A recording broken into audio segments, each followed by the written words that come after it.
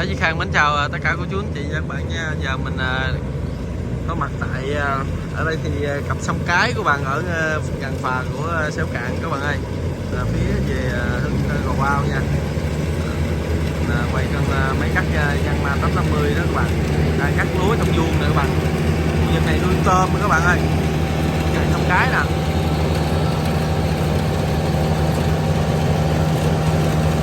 Trước nuôi tôm nhưng mà giờ nghỉ hay sao các bạn, xả lúa bây giờ thấy cái vuông còn rất là nhiều luôn các bạn.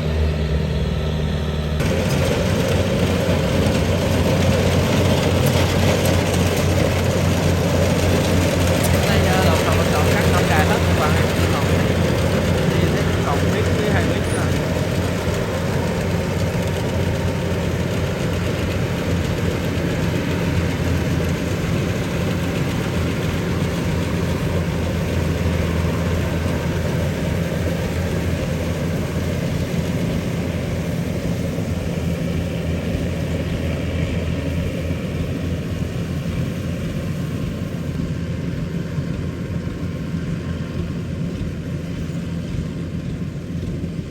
Này hồi trước chắc nuôi tôm này các bạn, rồi nuôi tôm chắc không đạt rồi bỏ các bạn. Bây giờ còn vuông nhiều lắm. Anh kéo lúa anh nắng quá anh xuống vuông.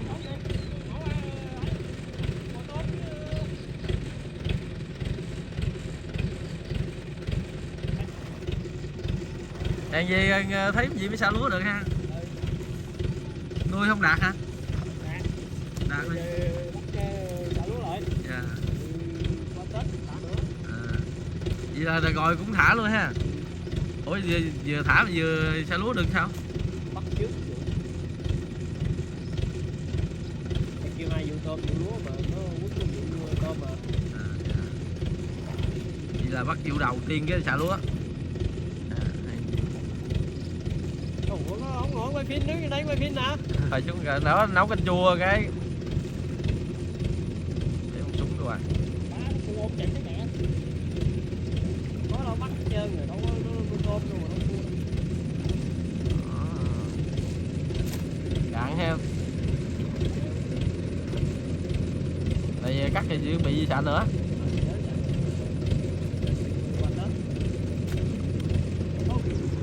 Hết rồi ta, còn miếng này nó hết rồi.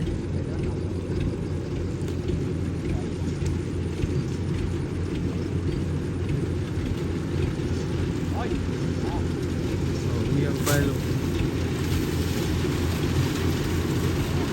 Ăn nhổ đi.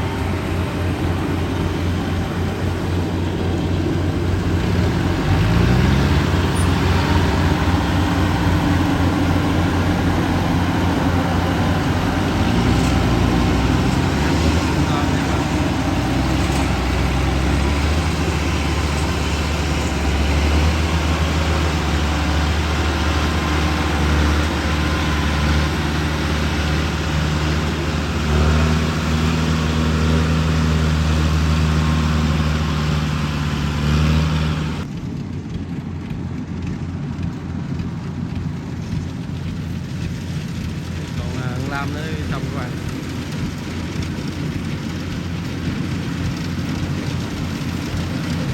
Ở đây thì nuôi xả lúa 2 vụ, nuôi tôm 1 vụ các bạn. Vụ tôm đầu tiên cái bắt tôm rồi xả lúa giờ tới giờ luôn các bạn. Bây giờ chuẩn bị cắt lúa là xới xả lại vụ 2 lúa, tôm 2 vụ lúa các bạn.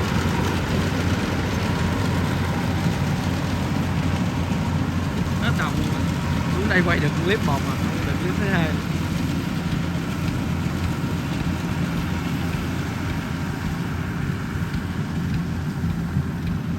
Thì nuôi tôi đang còn tôm nữa các bạn. Còn chỗ đang làm nữa xong.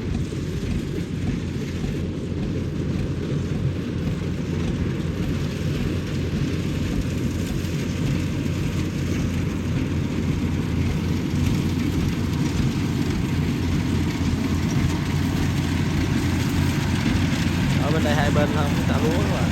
Luôn này xả một.